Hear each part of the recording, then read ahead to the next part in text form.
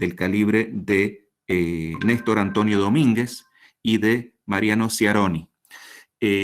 Sus trabajos, sus investigaciones fueron las que me inspiraron a meterme en esta realidad, junto con otras fuentes que están, otras 80 fuentes que están citadas en la investigación que llevé adelante.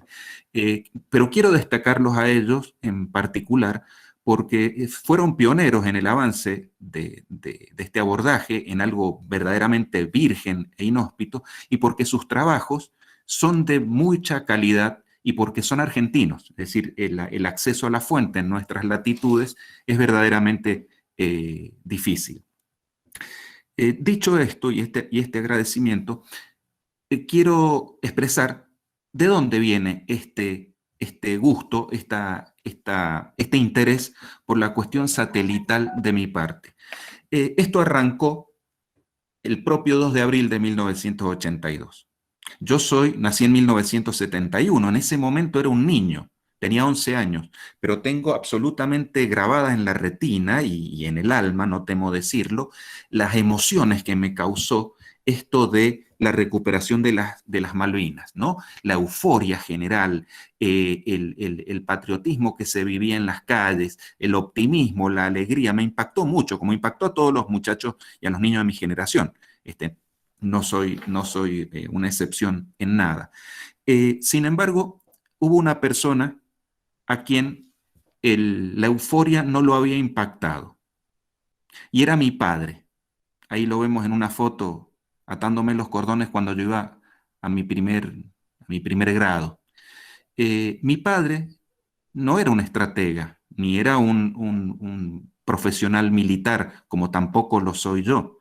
Pero era un hombre que leía mucho. Él era funcionario judicial y debo decir que era una persona informada, en una época en la que no había internet, en la que los libros tenían que ir a buscarse y comprarse. Y en el medio de esta euforia de que las Malvinas habían sido recuperadas, de que era muy difícil pensar contracorriente, mi padre estaba muy serio. Y a mí me dijo, teniendo yo 11 años, me trataba de usted: hijo, esto es una cuestión muy seria, puede que la Argentina pierda esta guerra, prepárese para esa circunstancia, prepárese anímicamente, ¿no? Claro, en el momento yo no evalué lo que me estaba diciendo mi padre, es más, hasta descreí de él. Pero yo recuerdo que él me dijo: esta no es la primera vez que va a haber guerra en Malvinas. Los ingleses ya han ido allí a pelear.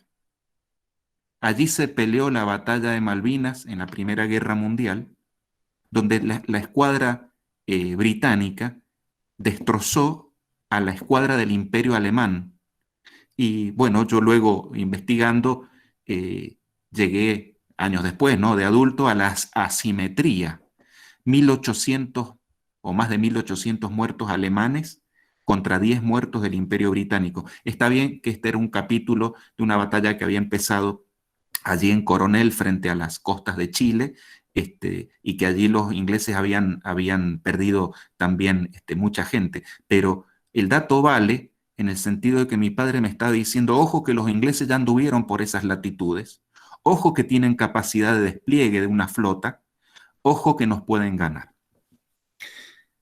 Claro, era muy difícil en la euforia del 2 de abril de 1982 prestarle atención a esto, diciendo que yo era un niño. Los hechos me demostraron que mi padre tenía razón. Y esas palabras de mi padre fueron las que me llevaron a investigar muchos años después qué es lo que había pasado o cómo se había desarrollado esto, eh, y qué de verdad había detrás de todas estas cosas que en ese momento no podíamos ver. Una de las cosas que no podíamos ver era que la euforia total, las movilizaciones, las manifestaciones, la propaganda nos decía que la Argentina, las Fuerzas Armadas Argentinas, en un audaz golpe de mano, habían logrado desembarcar en secreto, logrando recuperar para el patrimonio nacional esas islas que estaban usurpadas por el Imperio Británico desde antaño, desde 1833. El factor de secreto, de asalto, de desembarco, de ataque sorpresa fue omnipresente en todo el relato, siempre.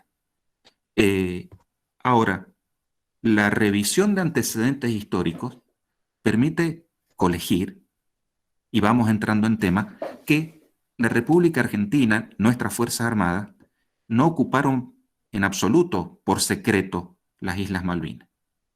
Fíjense, a las 20:35 horas de Nueva York, del 1 de abril de 1982, el embajador Anthony Parson, embajador del Reino Unido y Gran Bretaña ante Naciones Unidas, convocó de urgencia al Consejo de Seguridad de Naciones Unidas. Recordemos, el Consejo de Seguridad es el órgano máximo rector de Naciones Unidas. Por supuesto está la Asamblea General, pero es el que debe velar por la paz en el mundo. Es el organismo que tiene derecho de veto a las decisiones de Naciones Unidas. Y allí expresó el embajador Parson, recordemos, 20:35 horas de Nueva York, allí están Naciones Unidas, del 1 de abril del 82, un día antes de la ocupación, de la recuperación. El gobierno del Reino Unido tiene razones fundadas para creer que las Fuerzas Armadas de la República Argentina están a punto de intentar invadir las Islas Falkland.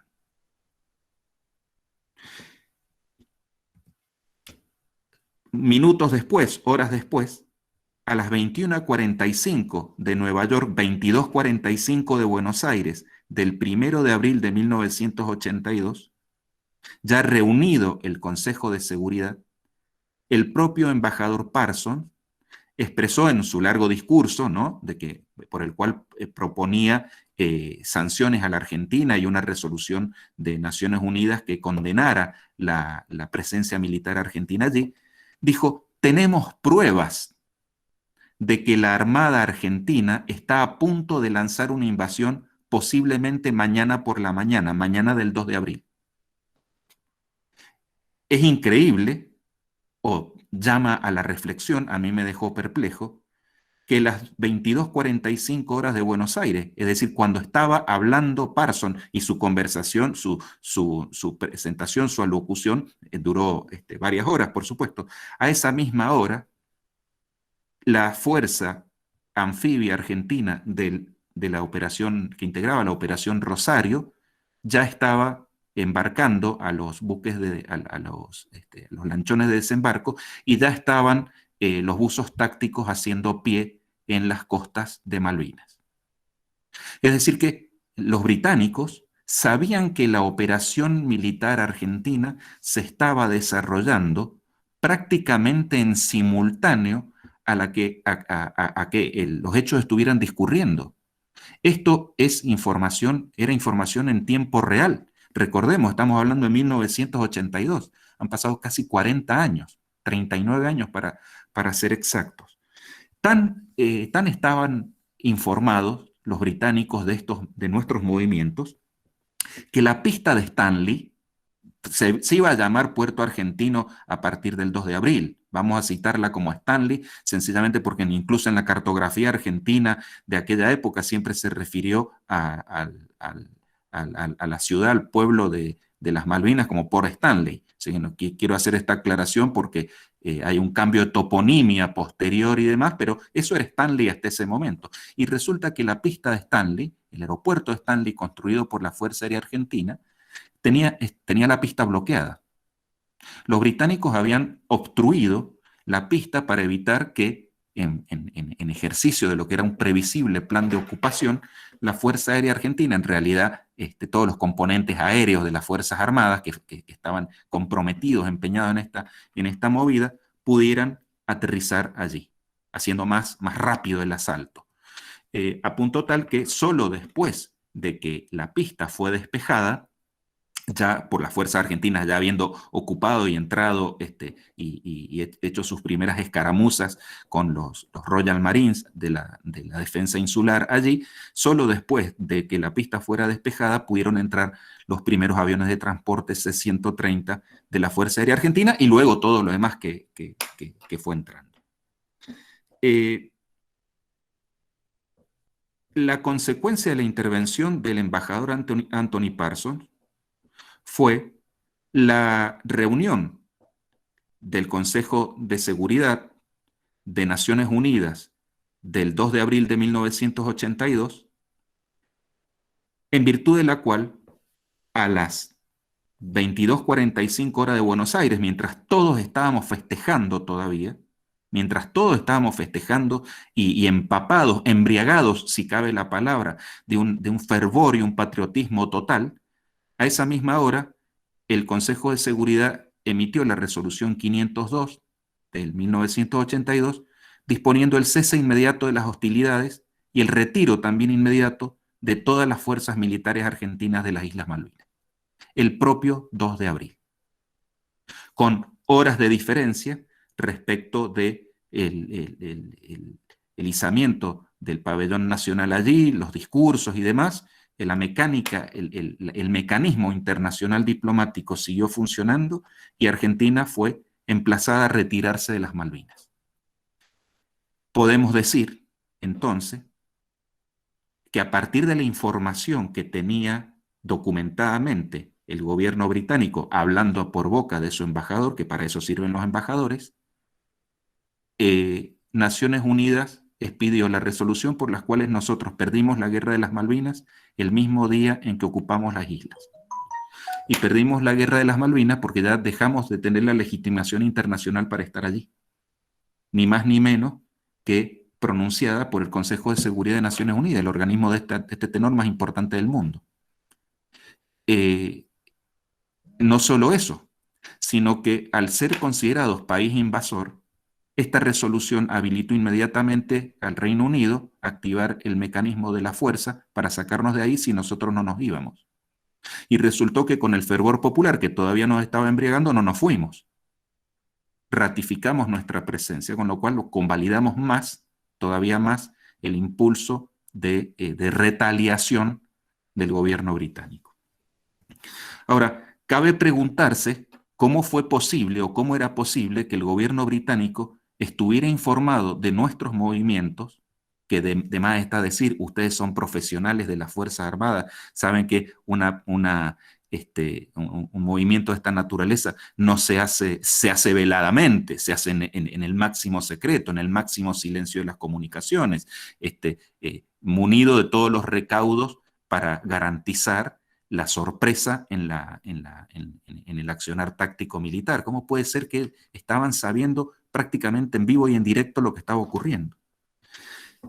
La respuesta, o el principio de la respuesta, es que Gran Bretaña, el Reino Unido y Gran Bretaña, integraba con Estados Unidos, también con Canadá, con Nueva Zelanda y con Australia, un acuerdo secreto de inteligencia que pasó a llamarse, o fue conocido en la comunidad, como UK-USA, UCUSA diríamos nosotros en castellano. El acuerdo UK-USA fue suscrito en 1946 inicialmente entre Estados Unidos y Gran Bretaña, luego se irían incorporando estos otros tres países para proveerse mutuamente información y no solo información en el sentido de información procesada, datos para desencriptar mutuamente, análisis conjunto, advertencias conjuntas,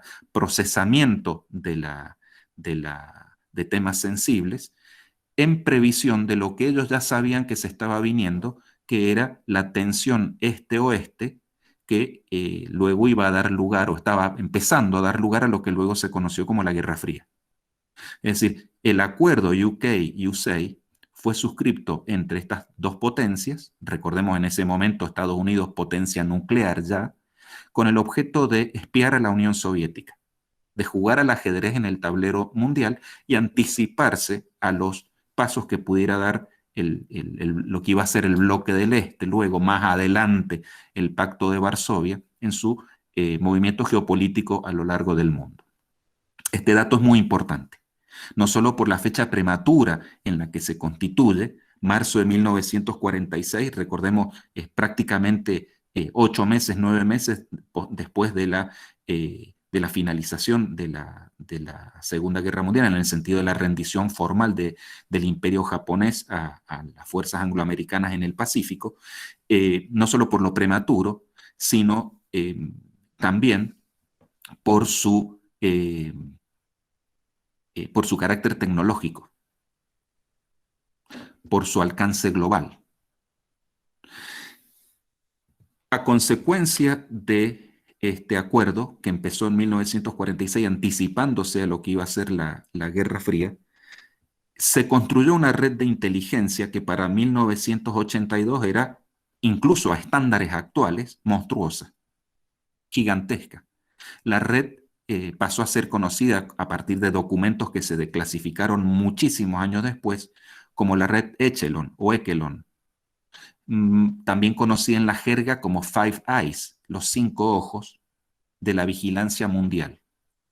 Los 5 ojos de la vigilancia mundial que monitorean vía satélite, pero a la vez a través de intercepciones de radio, de codificaciones por supercomputadoras, de algoritmos de las palabras que se están pronunciando, no solo las palabras, las imágenes que van por fax, y en estos momentos ni qué decir con todo el tema de Internet, pero ya en esa época tenían capacidad de intercepción total de todas las comunicaciones que por cualquier vía se emitieran en todos los continentes, y no solo la intercepción de las comunicaciones, el descifrado de mensajes encriptados, la selección y la inteligencia, no digamos artificial, pero sí la inteligencia mecánica suficiente como para ir armando el mosaico de inteligencia sobre lo que se estaba comunicando o lo que se estaba callando.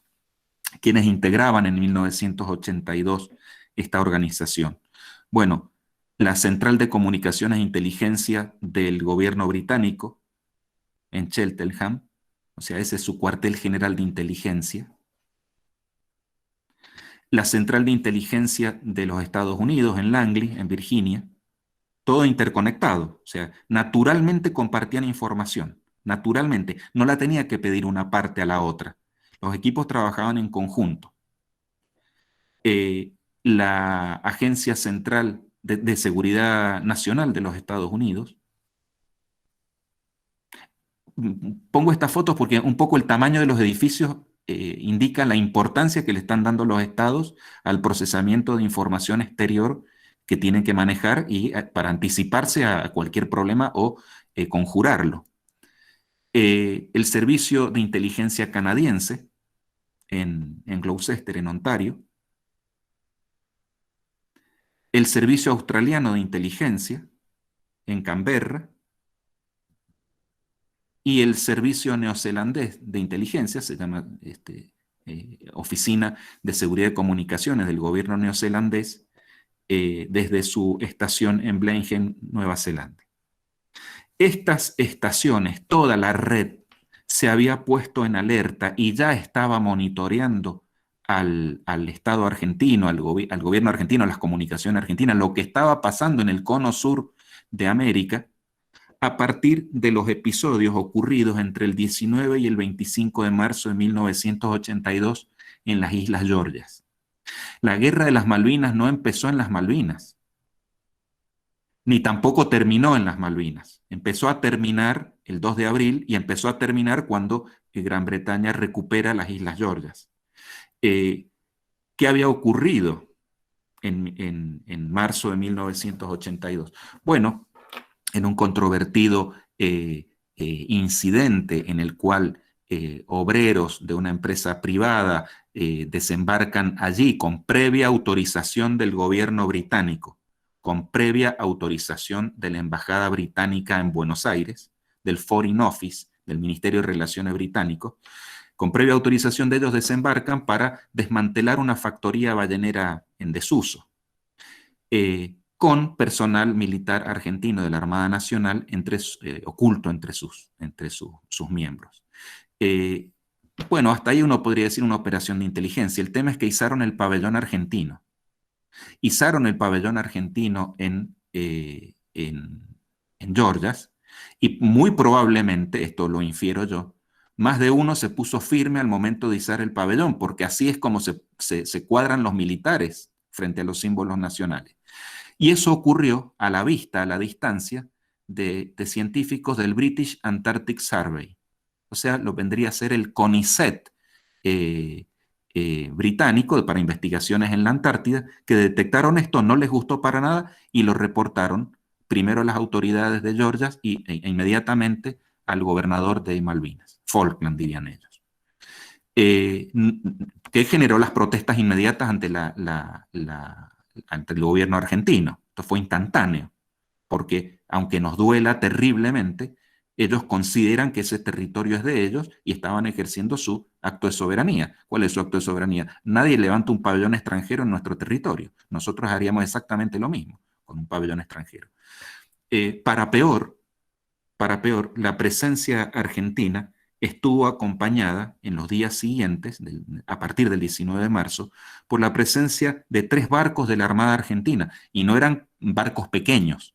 El Bahía Buen Suceso, un barco viejo, pero de porte, el Ara Bahía Paraíso y el rompehielos Almirante Irizar. 3 barcos de la Armada Argentina, lo cual fue leído como cuidado, guarda, estamos en presencia de una actividad militar inusual, potencialmente peligrosa, a la que le tenemos que prestar atención. Estas características hicieron que se activara el monitoreo y que digamos que los oídos, las orejas electrónicas y los ojos electrónicos se posaran sobre el cono sur de América, sobre nuestro país, y empezaron a ver qué estaba pasando. El empezar a ver qué estaba pasando no solo comprometió la escucha pasiva, sino que desde el espacio comprometió el monitoreo, el análisis, las pasadas secretas de 2 satélites ultra secretos y ultra complejos, incluso para estándares actuales, incluso para el 2021, estos eran satélites de espías de máxima capacidad, que fueron el Lockheed KH-11 3 y el Lockheed KH-11 4. Allí, en estas referencias a los satélites americanos, vamos a reproducir, las vamos a ver reproducidas en distintas placas más adelante. Cito su nomenclador internacional, y en algunos casos el nomenclador del NORAD, del Comando de Seguimiento, el Comando Aeroespacial norteamericano, para que ustedes a la vez, si gustan, puedan obtener más información de ellos en cuanto a sus características y demás, porque es riquísima. Yo en el escaso tiempo de que dispongo voy a ir un poquito más rápido, pero les hago esa cita para que lo puedan seguir. Estas son las imágenes de la pasada de los satélites KH-11 sobre las instalaciones militares argentinas entre el 27 de marzo y el 3 de abril, conforme publicación de Anthony Cordesman en el libro que allí cito. Y en los reportes está lo que estaban viendo. Fíjense, del 27 de marzo al 3 de abril, o sea que tenían una visión completa y actualizada de lo que estaba pasando en el tiempo en el cual el satélite lograba la órbita a la Tierra. Bueno, ¿qué es el satélite KH-11? Los satélites KH-11 eran satélites absolutamente avanzados y nuevos. El KH-11-3 Kenan había sido puesto en órbita el 7 de febrero de 1980. Ahí vemos el cohete o el misil Titan 3 con el cual fue colocado en órbita. Su gemelo, el Crystal, había sido puesto en órbita en septiembre de 1981. O sea, eran satélites flamantes para cuando se produce este conflicto. Ahí lo tenemos. Ese es un KH-11. Bueno, ese es el telescopio espacial Hubble. Pero el telescopio espacial Hubble se diseñó sobre la arquitectura, sobre la estructura de un KH-11, con la única diferencia que en lugar de estar mirando hacia abajo, está mirando hacia arriba, digamos, hacia las profundidades del universo. Pero eso es un KH-11, un satélite que no es una piedra boba orbitando la Tierra, sino que es una auténtica nave espacial, porque puede cambiar de dirección. Tiene movilidad en los 3 ejes, en el eje de cabeceo, en el eje de rolido, en el eje lateral. Y tiene la capacidad de cambiar de altura, es decir, de alcanzar, no degrada su órbita, o sea, para evitar que degrade la órbita, puede impulsarse a mayor distancia del eje del centro de la Tierra, por decirlo, de la superficie terrestre. El satélite KH-11 contaba con cámaras infrarrojas, visión sintética. Esto era toda una novedad, y lo sigue siendo ahora, pero era absolutamente desconocido en la década de 1980, lo que le permitía ver con sus imágenes térmicas de día y de noche, con una resolución absoluta. Esas son algunas imágenes de KH-11 de instalaciones soviéticas y de aeródromos soviéticos, lo cual vale decir, podía ver de día y de noche también, podía ver con mal tiempo. ¿Por qué? Porque su barrido no era óptico, era térmico, y era también electro-óptico, tenía distintas otras capacidades. Y era, para que se den ustedes una idea, un satélite súper secreto y súper caro. Un KH-11 costaba lo mismo, pues, su puesta en servicio, incluyendo la colocación en la órbita, que un portaaviones de la clase Nimitz, portaaviones nuclear de la clase Nimitz.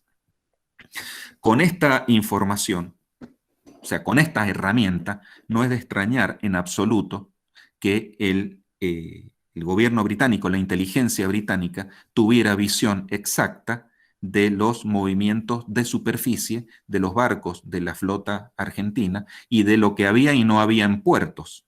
De lo que había y no había en puertos. Los detectaron muy rápido y eso les permitió poder anticiparse. Pero no solo los detectaron, los estaban escuchando. Los estaban escuchando porque además de los satélites KH-11, había otros integrando el arsenal espacial, el arsenal de inteligencia de los Estados Unidos. Por ejemplo, y en particular, el satélite Chalet 3, también llamado Vortex, según las fuentes, que había sido puesto en órbita el 31 de octubre de 1981. Era un satélite de escucha y de intercepción de comunicaciones con una gran capacidad de seguimiento. Digamos, el satélite en sí mismo no decodificaba las comunicaciones, las retransmitía, se decodificaban en la supercomputadora de los lugares de destino, particularmente las que decodificaban Argentina estaban en Canadá. Canadá, o sea, la estación Canadá es la que administrativamente tenía a cargo el procesamiento de la información generada en nuestro país. Lo cual no significa nada, porque viajando a la velocidad de la luz también la tenían y la sabían en Estados Unidos y en Gran Bretaña. Pero cito Canadá porque era el cuartel general administrativo que tenía a cargo el mundo, como Australia tenía a cargo el monitoreo de Asia. Y Estados Unidos tenía a cargo, entre otras cosas, el monitoreo de América hasta excepto América del Sur. Estos satélites eran tan secretos que ni siquiera podía ser admitida su existencia, porque no había que darle ningún viso de sus capacidades al gobierno soviético, que era frente a quien habían sido diseñados para espiar. Eso explica que el 10 de abril de 1982, en su reunión de mediación con el presidente Galtieri, el secretario de Estado de los Estados Unidos, el general Alexander Haig, le asegurara, y así quedó grabado, ¿no? Porque estas conversaciones no se hacen al aire, están todas on record, quedan grabadas para registro. Expresó el general Haig: nuestros satélites no están espiando a las fuerzas argentinas, no están en condiciones de recopilar datos en el área de América del Sur o del Atlántico Sur. No hemos recibido de Gran Bretaña requerimiento de información satelital y, de haber sido así, no lo habríamos proporcionado a los británicos. No nos espiamos entre aliados, dijo Haig, en un guiño al general Galtieri, porque las fuerzas argentinas estaban combatiendo contra la guerrilla insurgente de izquierda en América Central. No nos espiamos entre aliados. Bueno, por supuesto, Haig estaba mintiendo y probablemente no tenía otra alternativa en función de los intereses que representaba. El secretario de Estado es el ministro más importante del gobierno de los Estados Unidos, constitucionalmente. y no era cualquier jugador, había manejado la OTAN antes de ocupar ese cargo. No era cierto lo que decía Hay. No era necesario que los británicos pidieran información, simplemente los norteamericanos la compartían por el acuerdo de 1946. Y no era cierto que los satélites norteamericanos, particularmente los KH-11 y Vortex, no estuvieran monitoreando lo que estaba pasando en la Argentina. No solo eso, en los días que iban a seguir, otros satélites norteamericanos iban a jugar un rol clave, particularmente aquellos de la constelación Parcae. Los satélites de la constelación Parcae eran un satélite principal y otros microsatélites volándole o navegando espacialmente formados, a través de los cuales se podían triangular posiciones de barcos en el mar. ¿Por qué? Porque los satélites Parcae captaban las emisiones de radiofrecuencia de cualquiera fuera la estación que estuviera transmitiendo la nave en superficie, determinaba por triangulación su posición y por el tipo de frecuencia que estaba emitiendo podía saber exactamente de qué buque se trataba. Esto era una información vital para los ingleses porque les permitía detectar los buques de mayor envergadura y de mayor capacidad ofensiva que tenía la Armada Argentina, empezando por el portaaviones 25 de mayo, nuestras fragatas Hércules y Santísima Trinidad, clase 42, equivalente al Sheffield. En definitiva, el crucero General Belgrano, cualquier barco. De modo que podían saber con exactitud, gracias a esta constelación de satélites, dónde estaban exactamente los barcos de la Armada Argentina. Bueno, ¿y por qué con tanta precisión? Porque todo barco, todo buque de guerra, en general todo navío, es un arbolito de Navidad de emisiones de radiofrecuencia. Emiten por sus radares, emiten por sus radios, emiten por sus sistemas activos de detección. Y toda esa energía en la frecuencia precisa es captada por el satélite. Ahora, ¿cómo sabían los ingleses las frecuencias exactamente precisas en las que estaban emitiendo los barcos argentinos? En todos sus sistemas. Bueno, para empezar, la Armada Argentina había participado repetidamente durante muchísimos años con la Armada Norteamericana en los operativos UNITAS, los despliegues, los ejercicios navales, los juegos de guerra, por decirlo de alguna manera, con fuerzas navales latinoamericanas. Y en el contexto de esos ejercicios, no les costaba nada a los barcos y a la inteligencia de la Marina norteamericana detectar en qué frecuencia exactamente estaban emitiendo un barco o todos sus sistemas. Ni qué decir las frecuencias de emisión de los destructores Hércules y Santísima Trinidad, si nosotros mismos unos poquitos años antes se los habíamos comprado a los ingleses. De modo tal que Gran Bretaña tenía la posibilidad, a través de la asistencia satelital norteamericana, no solo de saber ópticamente qué había y qué no había en los puertos que se había movido, sino seguirlo en el mar. Y no solo en términos de seguir las estelas, saber exactamente qué nave era que estaba emitiendo y dónde estaba, con una precisión de metros. Esta información era esencial para la flota de submarinos, que fue lo primero que adelantó Gran Bretaña a los mares del sur. Sus submarinos de propulsión nuclear, también hubo de propulsión convencional, pero destacamos los de propulsión nuclear porque eran los más peligrosos. El Valiant, el Courageous, el Conqueror. Estos submarinos partieron sabiendo a dónde tenían que ir y partieron sabiendo dónde estaban los blancos que tenían que detectar. Ahora bien, de nada sirve toda esta información si no llega a la mesa de decisiones de los decisores, en este caso el gabinete de guerra de Gran Bretaña. La posibilidad de establecer contacto entre el gabinete de guerra en tiempo real y la fuerza de tareas desplegada. Bueno, para esto, para el contacto con la fuerza de tarea 317, que ya se estaba navegando al sur a partir del 10 de abril en toda su potencia, también se utilizaron satélites norteamericanos.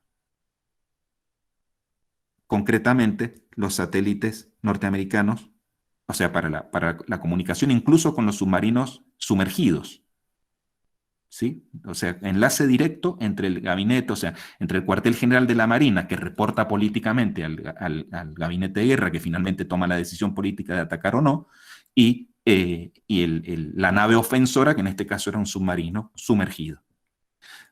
Para esto, la flota británica, la Fuerza de Tarea 317, la Marina británica, se valió de la constelación de satélites FleetSatcom, que es la constelación de satélites de la Marina de los Estados Unidos. ¿Por qué? Porque su propia red de satélites no alcanzaba el hemisferio sur, no alcanzaba el teatro de operaciones Malvinas, ni incluso la zona de exclusión que ellos mismos habían planteado. Ahí tenemos algunas fotos de los lanzamientos de FleetSatcom. Lo concreto es que ya en el 30 de abril, los dos principales buques de la Armada Argentina habían sido detectados por sendos submarinos nucleares británicos. El primer contacto de uno de ellos, el Conqueror, con el crucero General Belgrano ocurrió el 30 de abril. Se lo fue monitoreando y siguiendo mientras se decidía políticamente qué hacer, hasta que el 2 de mayo de 1982 la primera ministra británica Margaret Thatcher ordenó el hundimiento y la orden le llegó al submarino sumergido, que inmediatamente disparó sus torpedos contra nuestro crucero. Esto no solo colocó a la Argentina en un punto sin retorno en la Guerra de las Malvinas, sino que produjo la mitad de las bajas que iba a tener nuestro país en la guerra. Y desde un punto de vista táctico, sacó a la Armada Argentina, a la flota de superficie, de los mares. Quedó la aviación naval combatiendo, quedó la fuerza de submarinos combatiendo, pero las naves de superficie, empezando por el portaaviones 25 de mayo, que era lo más peligroso que había, volvieron a puerto.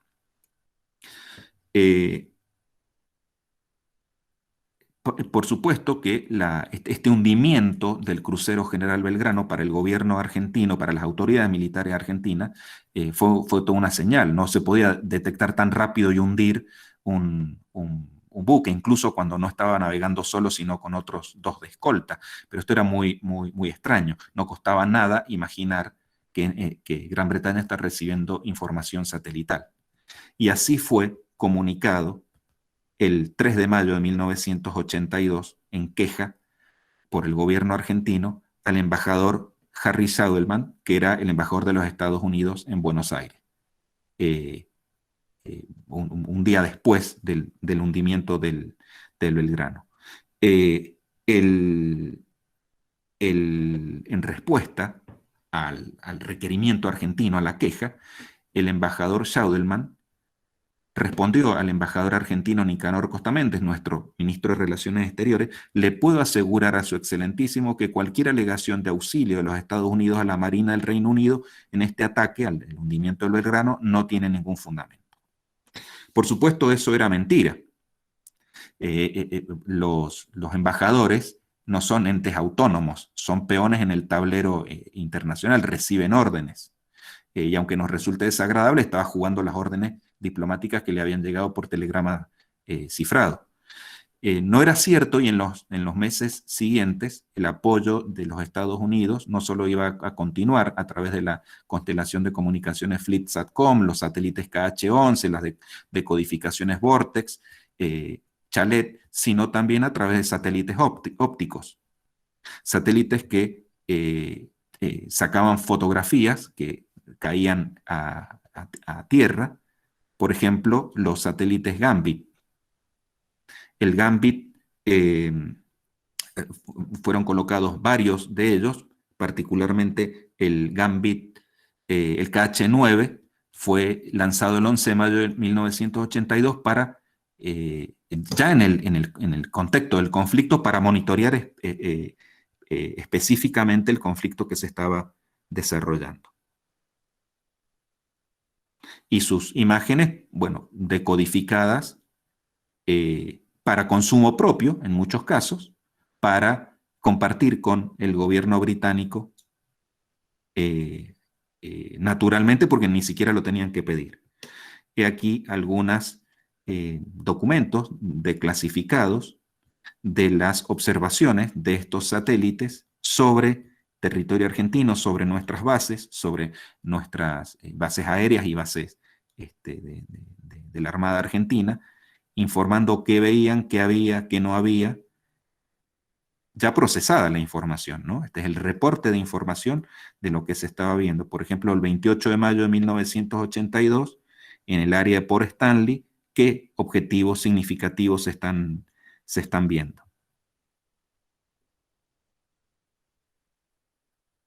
Información de Puerto Belgrano del 28 de mayo del 82, qué se ve, qué no se ve. ¿Verdad? No solo la imagen estaba, sino el reporte de inteligencia. A esta constelación de satélites se deben agregar también los satélites meteorológicos que brindaban información meteorológica a Gran Bretaña, que es una información táctica muy importante, parece, huelga decirlo. Bueno, ¿qué hizo Argentina frente a esto? O sea, tuvimos posibilidad de ecualizar la situación. La asimetría total de recursos. Bueno, lo primero que hizo Argentina, echó manos a las cartas que tenía. Teníamos un convenio entre la Comisión Nacional de Investigaciones Espaciales y la NASA, la Agencia Nacional del Aire y el Espacio, para el uso de las imágenes del satélite meteorológico, el satélite geográfico Landsat. Entonces, en virtud de ese acuerdo, se le requirió a Estados Unidos, a la NASA, que nos dieran imágenes de Landsat. Bueno, la NASA las retrasó todo lo posible y lo que fue haciendo llegar era muy limitado. Fíjense, imágenes del 11 de mayo del 82 de las Georgias, están tapadas por las nubes. Imagen del 23 de abril de Malvinas. Hubiera sido fantástico disponer de estas 6 meses antes de la decisión de ocupar Malvinas para tener un mapa totalmente actualizado de las islas. Pero como fue el desembarco una cosa bastante improvisada, como se encarga de explicar claramente el informe Rattenbach, empezamos a solicitar información de Landsat después. Y llegaron fragmentadas, y llegaron desactualizadas, y llegaron cuando llegaron. Ahora, no fue lo único que hizo la Argentina en materia satelital. Ya el 2 de abril de 1982, el mismo día de la ocupación, nuestro canciller Nicanor Costamendi se puso en contacto con el embajador soviético en Buenos Aires, Sergei Striganov, para solicitarle apoyo del gobierno soviético a la Argentina en esta cruzada. El jefe de Striganov era el ministro de Relaciones Exteriores soviético Andrei Gromyko, que reportaba directo al premier Leonid Brezhnev. El objetivo era que ejerciera derecho de veto la Unión Soviética frente a las decisiones que pudieran ser contrarias a la República Argentina. Esto era inaudito. Nosotros estábamos en las antípodas políticas de la Unión Soviética, lo cual empieza a hablar de lo peligroso que era este conflicto y de lo desestabilizante que era este conflicto para el equilibrio este-oeste. La Argentina era un país que se preciaba de ser occidental y cristiano, con una doctrina al respecto que se paladeaba desde las escuelas hasta los estamentos superiores de la Fuerza Armada, ni qué decir el gobierno.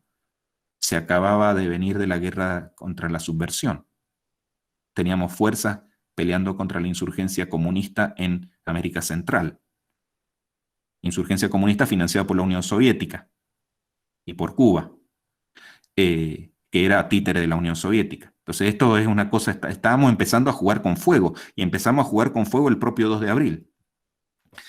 La respuesta de Striganov llegó al viceministro Ross, y de a Nicanor Costamendi, y Nicanor Costamendi a la Junta, diciendo: estamos dispuestos a darle lo que necesiten, pero particularmente elementos que no los comprometan, radares, misiles e información de inteligencia. Este ofrecimiento misiles portátiles, radares para instalar en la costa atlántica. Este ofrecimiento generó un gran conflicto de intereses intramuros de la Junta de Gobierno, porque no fue igual la recepción que tuvieron los jefes de la Junta respecto de qué temperamento adoptar, porque era un tema terriblemente sensible, incluso terriblemente sensible en la conciencia de cada uno. Eran todos anticomunistas, eran todos antisoviéticos, estaban todos alineados con el gobierno de los Estados Unidos, moralmente, profesionalmente, ideológicamente. El más pragmático de todos fue el brigadier Lamidoso, Basilio Lamidoso. Dijo, bueno, recibamos información de inteligencia, que esa nos va a servir muchísimo. Aparte es intraqueable, es inseguible. Y resulta que la Unión Soviética proveyó información de inteligencia a través de las señales de superficie que recibían dos tipos de satélites, dos tipos distintos de varios satélites. Concretamente, los satélites EORSAT, satélites pasivos de escucha, de comunicaciones, concretamente el Cosmos 1355, puesto en órbita en 1982, el 29 de abril de 1982. O sea, para la Guerra de las Malvinas fue desplegado este satélite. La Unión Soviética durante la Guerra de las Malvinas lanzó más de 100 satélites, pero no todos apuntando a nuestra zona de conflicto. El Cosmos 1365 y el 1372 eran satélites de propulsión nuclear, ¿no? Con una pila nuclear, radáricos. Hacían exactamente lo mismo que la constelación Parcae, triangulaban a partir de emisiones de radio.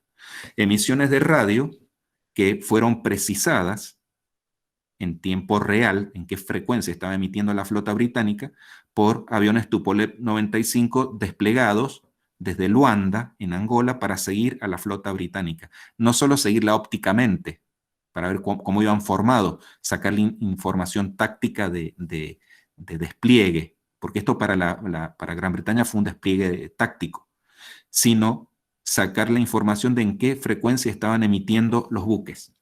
Esta labor de inteligencia también se hizo en superficie con el buque espía Zaporozhye de la Unión Soviética, que se colocó en el frente de la isla Ascensión y empezó a ver el movimiento y registró los movimientos. Los satélites soviéticos estaban tan coordinados con la Fuerza Aérea Argentina que en varias oportunidades se decidió, a requerimiento del gobierno soviético, apagar, enceguecer el radar de Westinghouse de control de tránsito aéreo y de defensa de Puerto Argentino, para que no se confundieran sus pulsos con los pulsos de los barcos que estaban alrededor y poder determinar exactamente cuáles eran los buques que se procuraba identificar.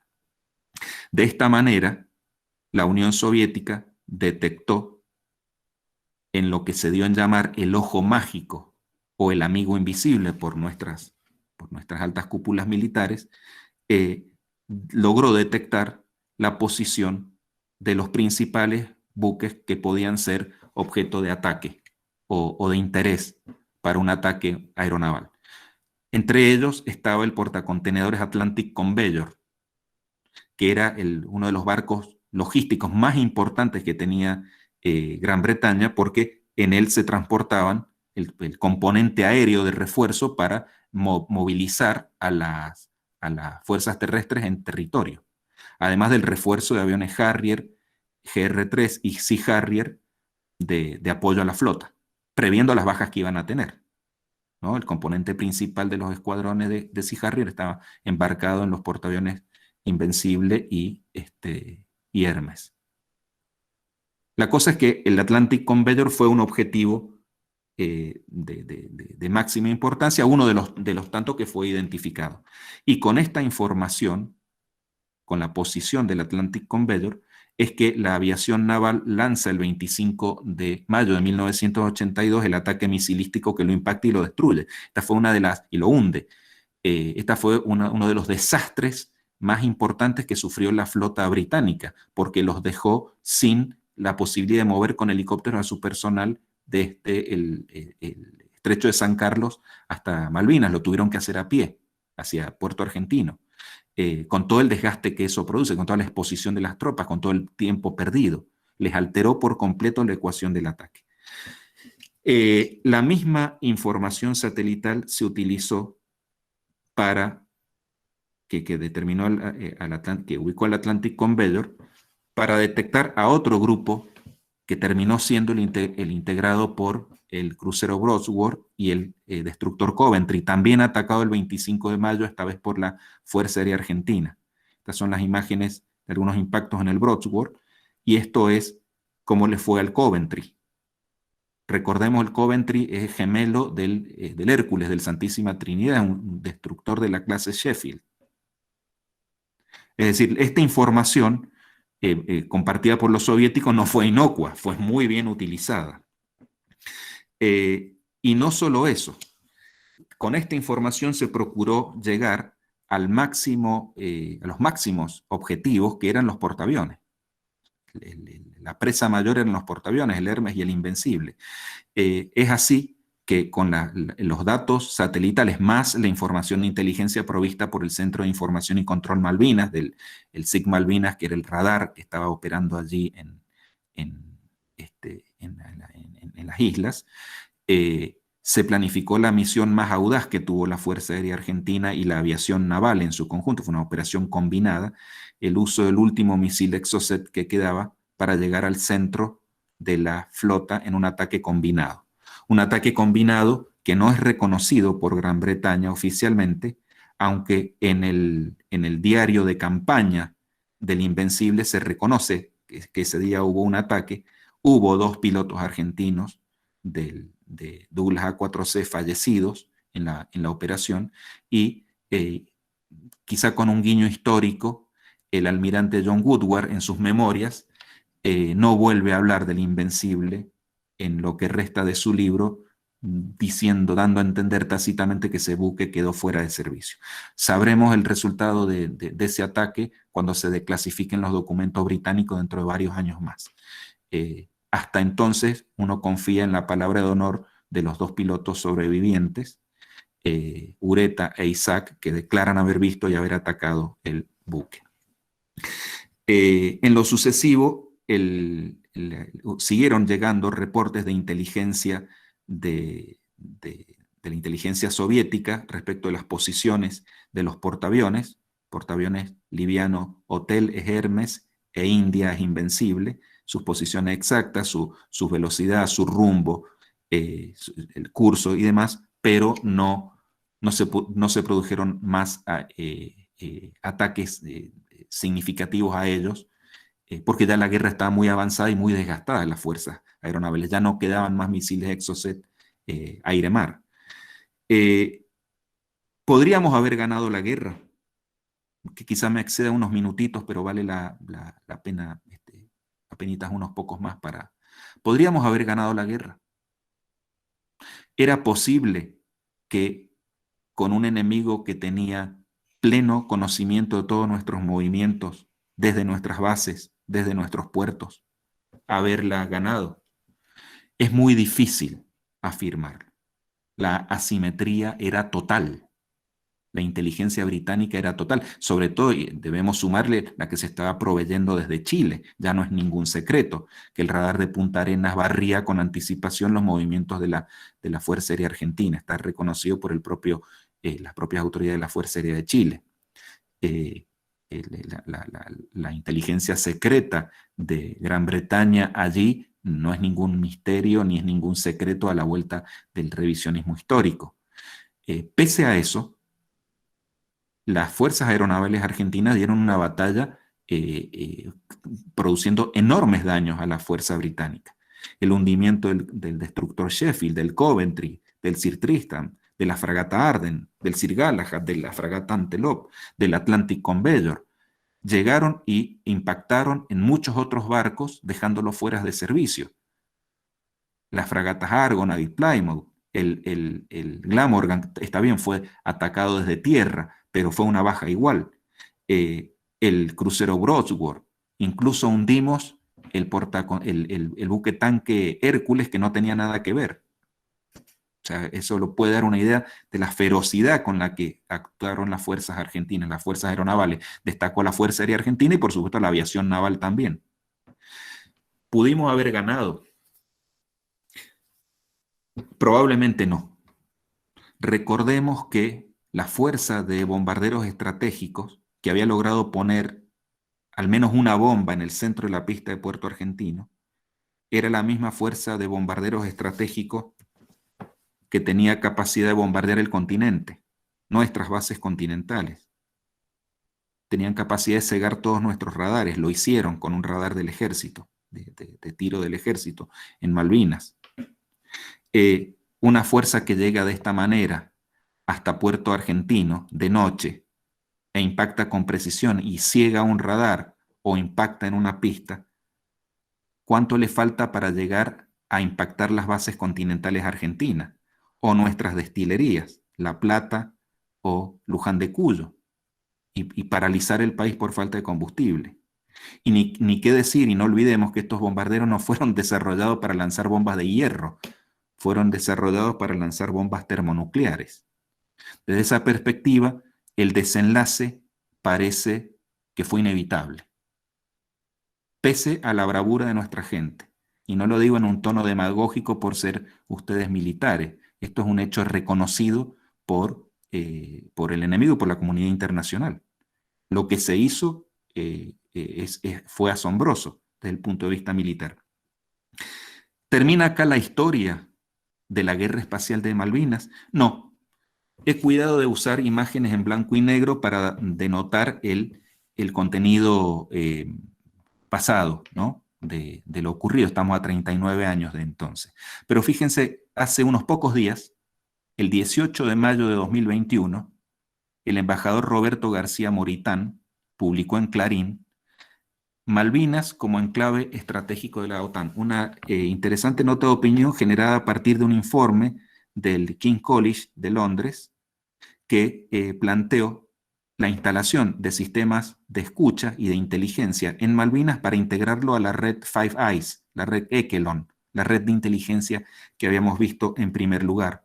De modo que a la red de inteligencia se propone instalar una nueva estación de escucha, de procesamiento de datos, una terminal más en Malvinas, mirando hacia la Argentina y por supuesto mirando hacia la Antártida. Mirando hacia la Argentina, decimos Argentina y decimos América del Sur entera, porque el barrido de los satélites lo permite. ¿Qué satélites a tal efecto? Los satélites de la constelación Skynet. Gran Bretaña ya tiene una constelación de satélite de inteligencia propia, muy probablemente a partir de las lecciones aprendidas en la Guerra de las Malvinas, en la cual debieron reposarse en todos los recursos espaciales de su principal aliado. La constelación Skynet 5 ya está en servicio. Recordemos que supersede a todas las anteriores. Son 4 satélites puestos en órbita entre 2007 y 2012. Y Skynet 6, a poner en órbita a partir de 2025, es la que procura enlazar a Malvinas como estación de comunicaciones extra, ¿sí? Apuntando a la Argentina y apuntando a la Antártida como posición geoestratégica. ¿Dónde va a estar? En la base de Montplacent de la Real Fuerza Aérea Británica, que es un complejo enorme que supera por lejos a cualquier infraestructura equivalente que existiera en la Argentina. Ninguna base de la Fuerza Aérea Argentina, ninguna base de la Armada Argentina es equivalente a lo que hay en Montplacent en materia de infraestructura. Luego veamos el poder aéreo que tienen. Lo que se apunta es establecer esto, un parque de antenas equivalente a Alice Springs en Australia, equivalente a Gloucestershire, equivalente a, bueno, a la red mundial del sistema Echelon. Esas son algunas imágenes satelitales de Montplacent que las pueden bajar libremente de Google Earth, de libre acceso. O sea que a las capacidades ya instaladas allí, ¿no? En cuanto a defensa aérea, monitoreo y control, se suma la capacidad se va a sumar la capacidad de inteligencia en los términos que venimos viendo. Con lo cual la dimensión espacial sigue estando allí 39, 40 años después. Y por supuesto no va a desaparecer, va a continuar permaneciendo. Se suma a esto un revival en el potenciamiento de las fuerzas británicas. Estos son los nuevos 2 portaaviones que han votado, el Queen Elizabeth II y el Príncipe de Gales. Son, de más está decir, portaaviones de última generación, con aviones de despegue vertical de última generación. Esto es parte de un diseño de ejercicio de poder geopolítico en el mundo que se viene. Me excedí 7 minutos del tiempo autorizado, pido disculpas, pero creo que era necesaria esta revisión porque la guerra espacial de Malvinas o la dimensión espacial de Malvinas no se terminó ni remotamente el 14 de junio de 1982. Muchísimas gracias. Muchísimas gracias, Gustavo, y bueno, a todos los que nos han acompañado. Y como decíamos, esta conferencia tiene una situación particular, dada su especificidad y el alcance no solamente geopolítico, operacional y, por supuesto, estratégico que ha tenido, sino también tiene un tema técnico. Entonces, para eso hemos convocado, como dijimos, a destacados oficiales superiores de la Fuerza Aérea que forman parte de esta casa de estudios, que nos van a hacer seguramente una serie de reflexiones y algunas preguntas o algún intercambio con el señor expositor. Para ello vamos a escuchar en primer término al señor brigadier retirado Alejandro Moresi. Señor, lo escuchamos y lo vemos atentamente. ¿Qué tal? Buenas tardes Gustavo. Muchísimas gracias por la exposición. Ya había tenido la oportunidad de escucharla con anterioridad y siempre la disfruto, y la verdad que también me parece muy buena la actualización que has hecho con el tema de Mont Pleasant. Un poquito ampliando esa perspectiva estratégica, el tener una estación terrena en Mont Pleasant es una respuesta directa también a la estación terrena que tiene China, porque las características que tiene va a ser, o por lo menos lo que aparenta, va a ser de las mismas cualidades, con un tema que, por otro lado, es bastante irritante, que es la posibilidad de tener un satélite geoestacionario con pisada completa sobre nuestro territorio. Ellos ya tenían esa posibilidad a partir de la explotación de Guyanas, y bueno, ahora esto se convierte en en un tema más de toda la infraestructura que está preparando Inglaterra, con miras a un evento que seguramente nos debería preocupar estratégicamente, que es el tema Antártida y la finalización de ese, entre comillas, ¿no? Pacto Antártico, y cómo se van a solucionar una serie de problemas. Y bueno, creo que este es un paso más, y un paso importante por parte de Inglaterra para asegurar cierto nivel de soberanía en el Atlántico Sur. Hay muchas actividades estratégicas, empezando por si va a poder ingresar o no en la OEA, la Inglaterra, ¿no? Hay muchas cuestiones para ver y revisar. Un tema que sí me gustaría destacar es el comentario respecto del ataque del Invencible, que sí comparto en que todavía no ha sido develada, digamos, su formal realización, pero hace muy poquito salió un YouTube en el cual se lo ve al príncipe haciendo una serie de comentarios que dejan entrever de que ese ataque se produjo. Yo ahora lo voy a poner aquí en el chat de la conversación para que pueda ser compartido por todos. Una vez más, te agradezco muchísimo. Creo que es muy relevante la forma en que fue expuesto y la consistencia técnica de la información. Más allá de que hay cosas que operativa o operacionalmente pueden llegar a ser más o menos discutidas, fundamentalmente en lo que hace a este periodo entre el 27 de marzo y el 3 de abril, porque en realidad lo único que podrían haber detectado ahí es algún movimiento diferente en el ámbito de la Armada Argentina, porque el resto, especialmente por lo menos los escuadrones aéreos, todos despliegan entre 10 y 15 días posteriores a este movimiento. O sea, Desde esa perspectiva, creo que uno de los graves errores fue que el secreto fue mantenido más entre nosotros, a veces que con referencia al resto del marco internacional. Así que, Gustavo, muchísimas gracias nuevamente. Pregunta al expositor, seguramente, ¿qué puede decir de nuestra capacidad espacial actual? Pregunta el director. Es una excelente pregunta y ha sido una excelente intervención la del brigadier Moresi. La Argentina tiene, desde 1960, una vocación espacial marcada. Si tenemos que hablar de grandes creadores de nuestro país, ¿no? Imaginemos la figura del general Roca, ¿no? que diseña la ocupación, gana para la soberanía nacional toda la Patagonia, es un gran argentino. Llega a un acuerdo de paz con Chile, delimita las fronteras, su visión estratégica fue total. Fue total también la visión estratégica de los padres antárticos, por decirlo de alguna manera, aquellos que pusieron a la Antártida en la agenda política argentina.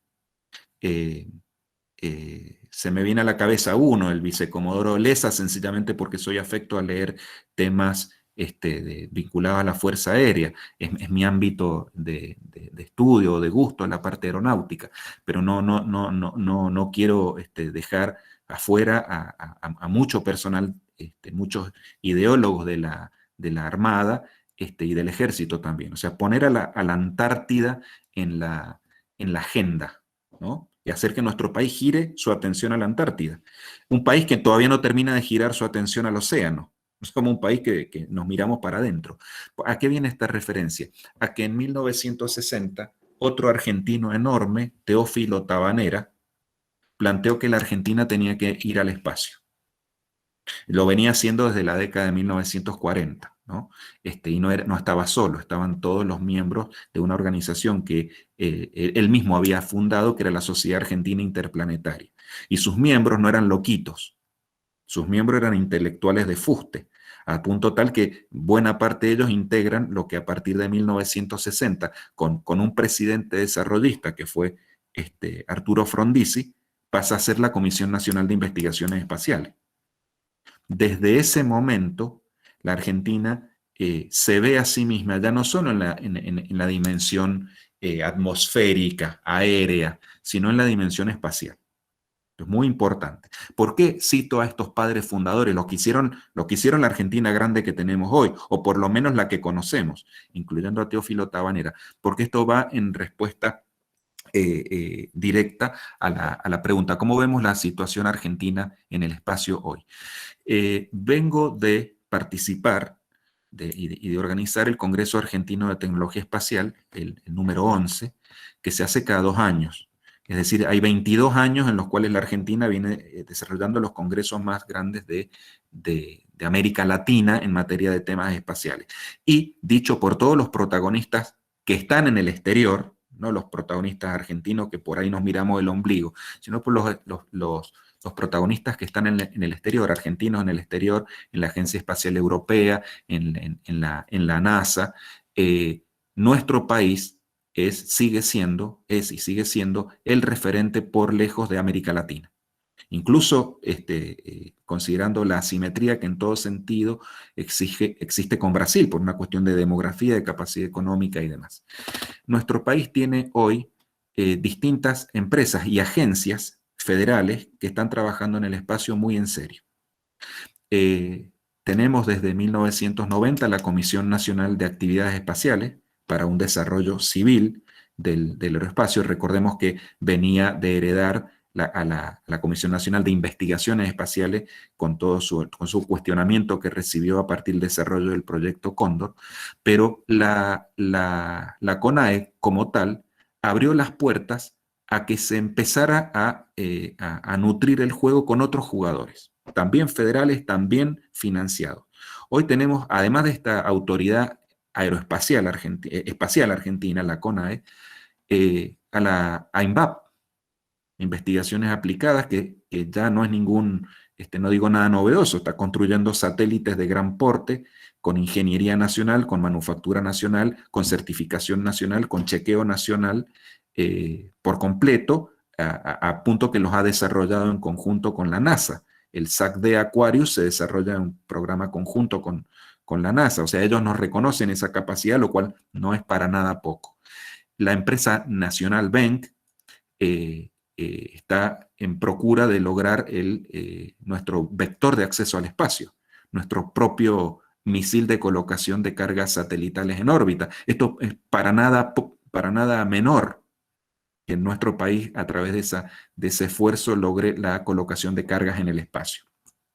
La empresa ARSAT estatal administra los satélites de la constelación ARSAT comercialmente. O sea, vendemos señales o sea, ya son autosustentables, vendemos señales al mundo, al mundo de región que cubre el satélite. No siempre hemos ocupado las posiciones geoestacionarias correspondientes. Y todo esto son realizaciones muy grandes, son realizaciones que han llevado mucho dinero también, ¿no? Mucha inversión del erario público. Y hasta por allí alguien lo cuestiona, pero lo cierto es que no se logran estas cosas sino al costo de una inversión enorme, repetitiva como política de Estado, incluso soportando los fracasos. La empresa Bank ha fracasado repetidamente en el sentido de la colocación en órbita. Ese fracaso, uso la palabra en términos relativos, entre comillas, ¿no? Es el precio que se tiene que pagar por lograr la soberanía, la autonomía en la colocación de cargas útiles en el espacio. Y estoy hablando aquí con ARSAT, con Bank, con INVAP y con la CONAE, de 4 grandes empresas y agencias federales sostenidas por el erario público. Lo cierto es que aquí ha desbordado esto al sistema universitario, y hay además varias empresas privadas que ya están trabajando en el soporte, en el complejo científico-tecnológico empresario que los norteamericanos tienen recontra claro. El Pentágono funciona en simbiosis con el sector industrial, con el sector capitalista. Y tenemos allí en paralelo a la Dirección General de Investigación y Desarrollo de la Fuerza Aérea Argentina con su propio programa. Yo allí soy muy profano, debo decirlo.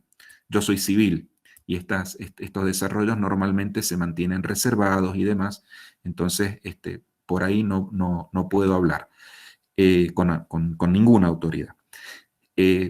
Pero en síntesis a esa pregunta, yo veo bien a nuestro país. Quizá no haya alcanzado el potencial completo que requiere, porque quizá no tenga una visión geoestratégica definida en cabeza de nuestras autoridades políticas.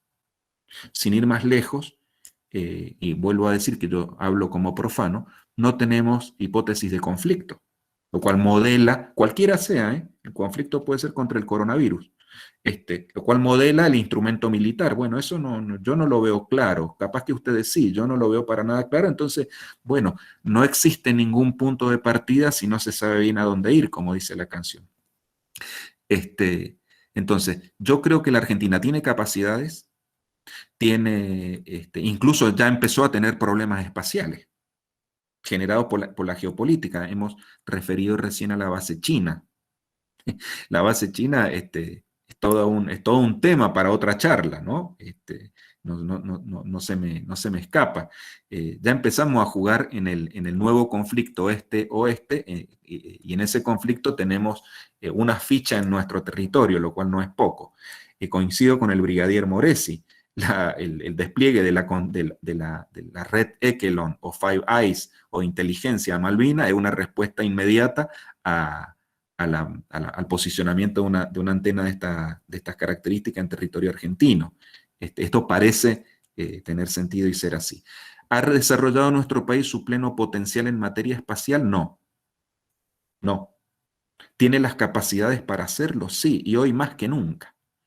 Hoy más que nunca. Si uno hace un trazado histórico y ve cuál fue el desarrollo de 1960 a 1990, fin de la Comisión Nacional de Investigaciones Espaciales, y lo contrasta y lo compara con lo que ocurrió después, bueno, ha sido una explosión, una cosa fantástica, una cosa maravillosa. Ahora, ¿es suficiente? Yo creo que hay para más. ¿De qué depende? Y bueno, durante algunos años más de inyección del presupuesto público. Y ahí se empieza con el tironeo de la caja, porque todos los ministros quieren plata para su propia obra, para su propia gestión. Ahora, en un país que no tiene políticas de Estado, o en el cual las políticas de Estado en general no aparecen, aquí vemos sí, una clara política de Estado en materia espacial que yo por lo menos aplaudo. Muchas gracias, Gustavo.